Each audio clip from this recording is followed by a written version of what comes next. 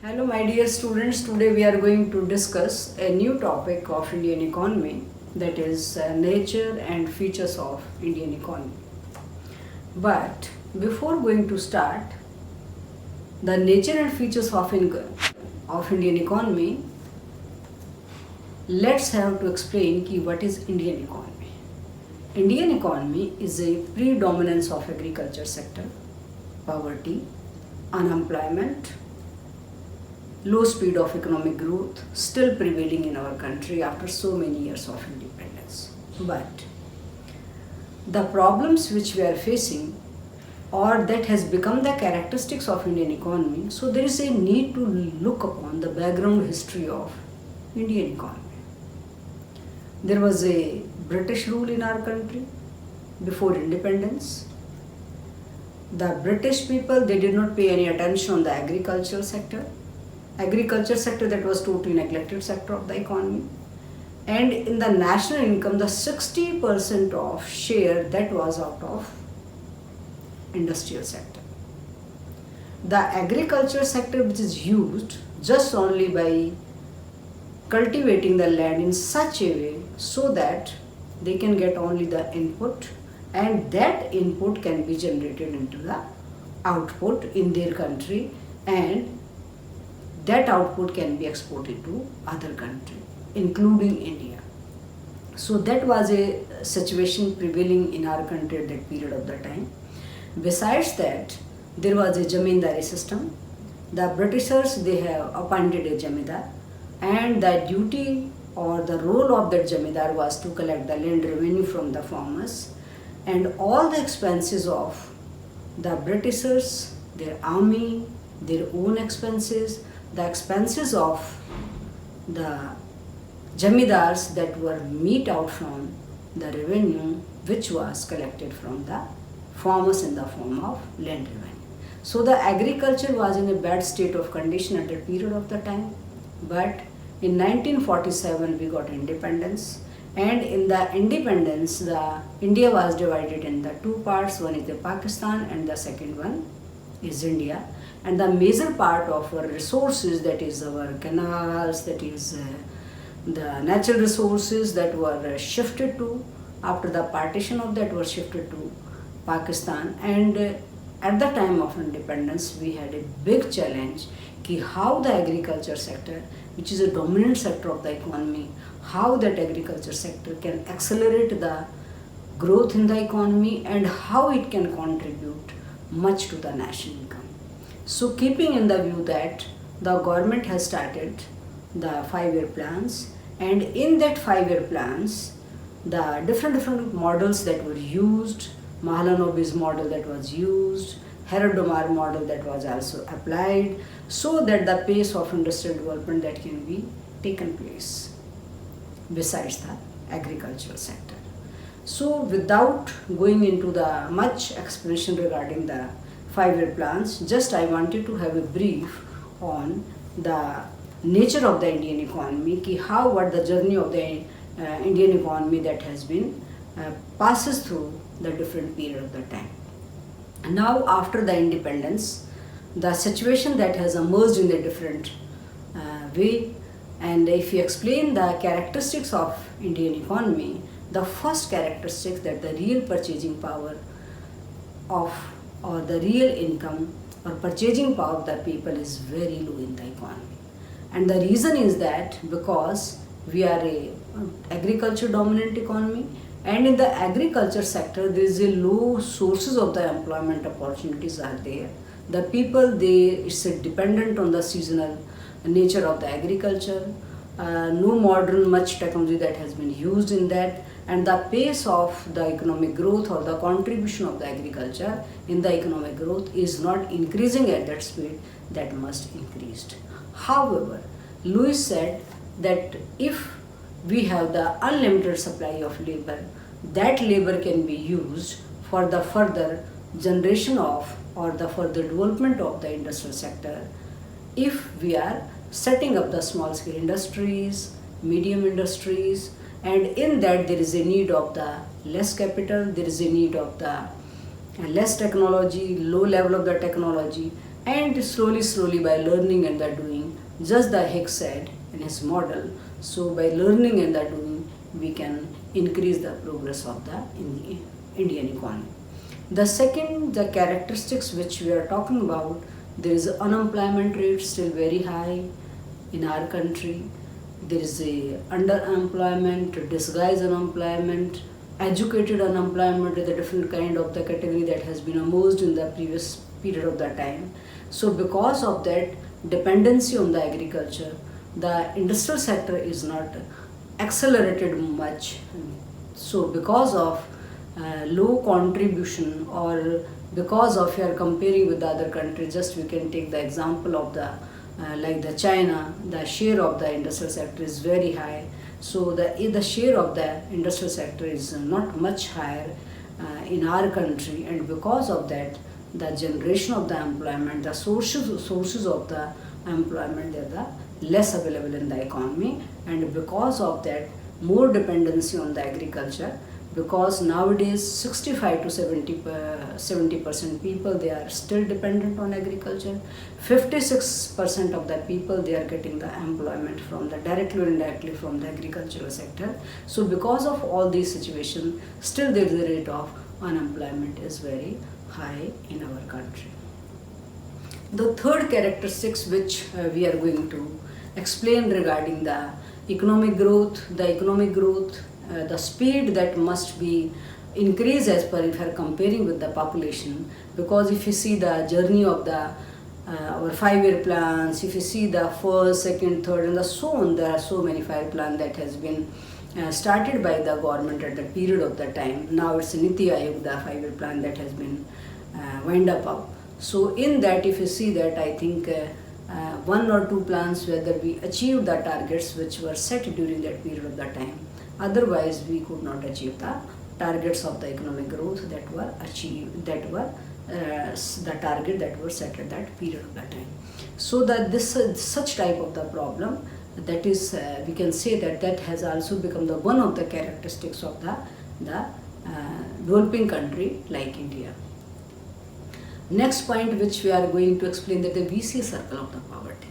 The vicious circle of poverty we should have to explain in the 2 sides. One is a demand side and the second one is a supply side. In the demand side, we are taking at the consumers. Consumers means the people who are making the demand of the goods and services which is available in the market. But the goods and services which are demanded by that people, so they should have some certain level of the income, so they can be in a capacity to buy it. So the problem is that because of low level of income, the circle is going up because the low level of income. Why there is a low level of income? Because there is low employment opportunities are there. When there is a low level of the income, there is a low demand of the people that will be there. And when there is a low demand of that, what will be happening? So in the supply side, the goods that can be produced in that sense also. And on the supply side, if you see that because we have the low level of the capital, the investment is low, and because of the low level of the capital, the technology which is not used in such a way, the capital is not much taking as in the form of the capital formation, and because of that, on the supply side, the productivity is not as much higher if you are comparing with that. So the vicious circle of the poverty that is prevailing in our country after the so many years of independence. So these are the biggest challenges. If you are going to the next characteristics, that is a low infrastructure. Still, however, the share of the service sector that has been increasing continuously, but that service sector is not providing the much employment opportunities to the people. So because of the increasing the pace of the infrastructure, the pace has not increased so much, which must be in a position to generate more and more productive activity in the economy, to attract more and more investment from the private sector, to attract more and more investment from the other sectors of the economy. So the low infrastructure, maybe you can talk about the public goods, you can talk about the private goods. So the infrastructure level or you can say that about the electricity or the road transportation or other the means of the transportation, communication, electricity. There are so many other things which we are contributing, and that infrastructure is contributing much for the development of the industrial as well as the other sectors of the economy, and that can provide lots of the employment opportunities to the people. The next which we are going to discuss, the next characteristics, however, that the share in the or the export, if you see, the share in the international economy is not as much high after so many years of independence. However, the economic reforms that has been taken place in our country, we are the member of the World Trade Organization, whether there is a free flow of the goods and services that is taking place. But after the 1991 economic reforms, special economic zones were also established, export promotion zone that were also established. But if you see, however, the number of the partnership that has also been taken place, so that we are not importing the technology, high sophisticated technology. So because of that partnership, the burden on the Indian government or the burden on the Indian economy, that can be minimized. But still, if you see that we have only 6% which we are contributing to the international market. So after so many years of independence, and that can only be increased, because if you see on the agriculture side, we are facing the different kind of the problem. If you are going to the industrial side, if we have the low share of agriculture industrial sector in the economy, so what will be happening, the much which is available for the needs of the people, so we are not in a position to export to the other country. And regarding the agricultural sector, because we are exporting to the other country, the problem which we are facing, or you can say that one of the characteristics, or the biggest challenge in front of the Indian economy, that is about the high growth of the population. And when there is a high growth of the population, we are just behind the China. We are very fastest economy in the growth of the population. The population that is growing as a very high, however, the fertility rate that has been decreased in the previous period of the time, but the total population is still very high, and that total population that has need of the education, health facilities, other infrastructure, requirements for the social development. So the resources which can be used for the further investment, and that resources can be generated for the capital formation, that resources are used to fulfill the needs of the people. So because of that high growth of the population, and that is after the independence, the situation that was taken place, because the people they had got the jobs in their hands. The development was not, I'm talking about the development in the sense, education, health facilities, that was not much there, and the people, they were not have any such type of the importance. So the small family, that can be very, very beneficial for the society as well as for the family. So because you can give the good education to their children, good facility to their children, and they can contribute for the further for the nation also. So that because of the high growth rate of the population, one of the biggest characteristics, you can say that, the biggest challenge, you can say that is in front of the Indian economy, and still we are facing. However, we have the youths, the young population is very high number. If that is used in a such a way, their qualitative, their quantitative energy or their capabilities, if that can be used in that way, so that maybe the economy can be increased in a different manner. However, many of the demographers, they are talking about population as a boom. However, the China, that has also given the family, so they can produce that more number of the children, 3 children they can produce. So we have it's a good time period for the Indian economy. We have the young population. If their education enhancing their capabilities, their knowledge, their skills, if their capability, if their such input if can be used so that the economy can be accelerated in such a way that.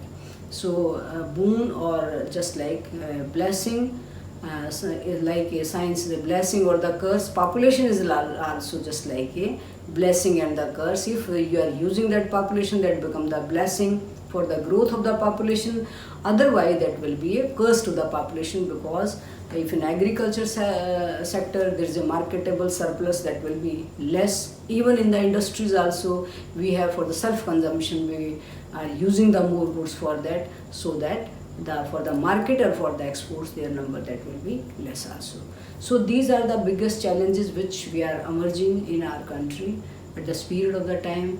But a few questions that can be asked after completing my this lecture, the few questions can be asked ki low level of the real per capita income, how that real per capita income is challenge, or how this low level of the real per capita income can be increased. So what can be your suggestions in that direction.